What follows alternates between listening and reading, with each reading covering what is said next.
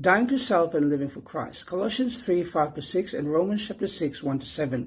Good morning, family. See, the Apostle Paul gives us a very strong message in Colossians 3, verse 5. He says, "Mortify therefore your body, which are upon the earth." In simple words, Paul is saying, put to death the old life of sin.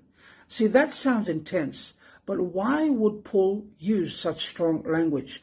The reason why is because the Christian life is not about improving the old self. It is about dying to the old self. Paul explains it further in Romans chapter 6, verse 6, where he says, "Our old man is crucified with Christ, that the body of sin might be destroyed." See, when we accept Jesus, something spiritual happens. The old life, the selfish life, is nailed to the cross with Christ, and a new life begins. But here is the key. This is a daily experience. Jesus said in Luke chapter 9, verse 23, "If any man will come after me, let him deny himself and take up his cross daily." Every day we must choose. Will I live for self or will I live for Christ?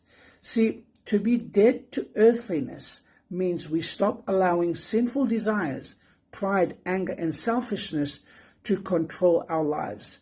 Instead, as Colossians 3 verse 1 says, we begin to seek the things above, the things of heaven. See, our values change, our desires change, our focus changes. See, friends, Ellen White wrote the following: "The Christian life is not a modification or improvement of the old, but a transformation of nature." Desire of Ages, pages 172. In other words, Jesus does not patch up the old life. He gives us a new one. So today the question is simple. Is self still alive, or is it has been placed at the foot of the cross? Because when self dies, Christ truly lives in us.